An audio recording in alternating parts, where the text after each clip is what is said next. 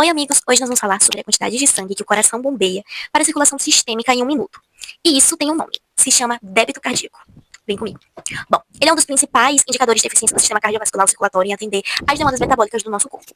Vamos lá para alguns tópicos. O cálculo do débito cardíaco. O DC, que a gente também pode chamar assim, né? É determinado pela interação entre a frequência com que o coração bate e o volume de sangue ejetado por cada batida, ou em cada batida. A fórmula fundamental é DC igual a FC vezes VS. FC é frequência cardíaca, que é o número de batimentos por minuto. BPM, valor médio em repouso 60 a 100 BPM. VS, volume sistólico. Lembra que a sístole é a contração. Então, o volume de sangue ejetado pelo ventrículo esquerdo. Quando há sístole, é a expulsão do sangue, tá? Lembra que tá contraindo, vai expulsar o sangue. No relaxamento, é o contrário, que é diástole. Então, o volume de sangue ejetado pelo ventrículo esquerdo a cada contração. Valor médio em repouso 70 ml. Para um adulto médio, o débito cardíaco em repouso é de aproximadamente 5 litros por minuto, mas pode ultrapassar 25 litros por minuto durante exercícios intensos. 2. Fatores de regulação do volume sistólico. O volume ejetado, VS, não é fixo.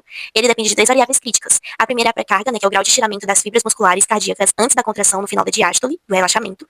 Quanto maior o retorno venoso, maior a pré-carga. Aí a gente tem a lei de Frankenstein, que estabelece que dentro dos limites fisiológicos, quanto maior o músculo cardíaco é estirado pelo sangue, maior será a força de contração e o volume ejetado, maior será a força da sístole. Pós-carga é a resistência que os ventrículos devem superar para ejetar o sangue, basicamente a pressão arterial. Se a pós-carga aumenta, por exemplo, a hipertensão, o VS, né, tende a diminuir, que é o volume sistólico.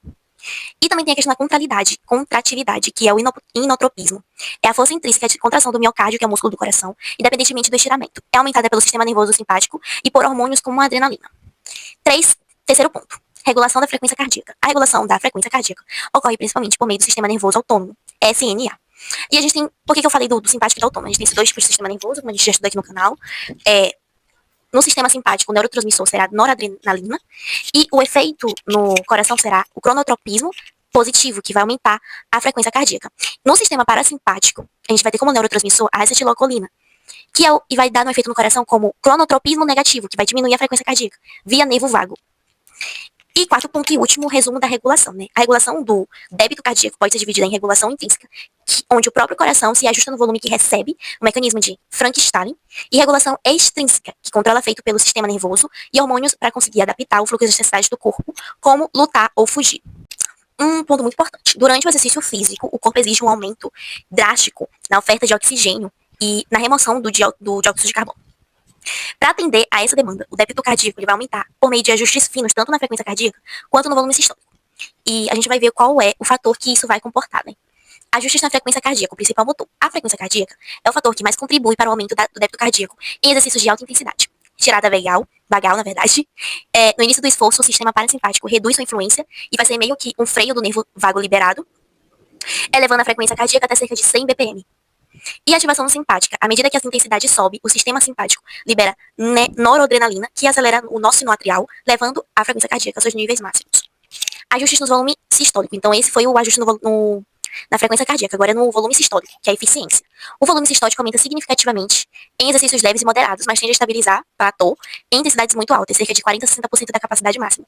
E os mecanismos são aumento da pré-carga, retorno venoso, bomba muscular, a contração dos músculos esqueléticos comprime as veias e empurra o sangue de volta ao coração, bomba respiratória, a respiração mais profunda cria uma pressão negativa no tórax, açucarando o sangue das veias abdominais mais do coração, para o coração. Isso estira mais o miocárdio, né? Frankenstein, resultando em uma contração mais potente. Aumento da contratilidade, o estímulo simpático faz com que o músculo cardíaco se contraia com mais força e mais rápido, que é o miocárdio, permitindo que o coração se esvazie mais completamente, mesmo com menos tempo disponível.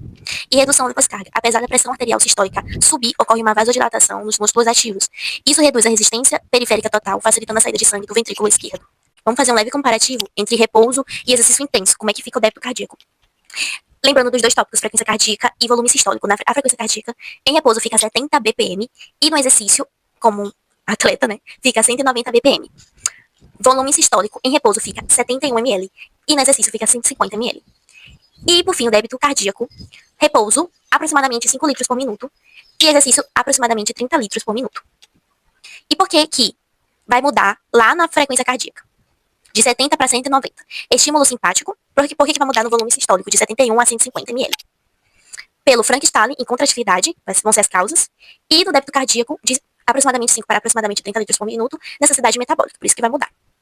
Em atletas de elite, o volume sistólico pode não atingir o platô, que é o máximo, continuando a subir mesmo em intensidades máximas devido à grande complacência, que é a elasticidade, do coração treinado. Então já há um treinamento ali, né? Já tem uma adaptação para um atleta.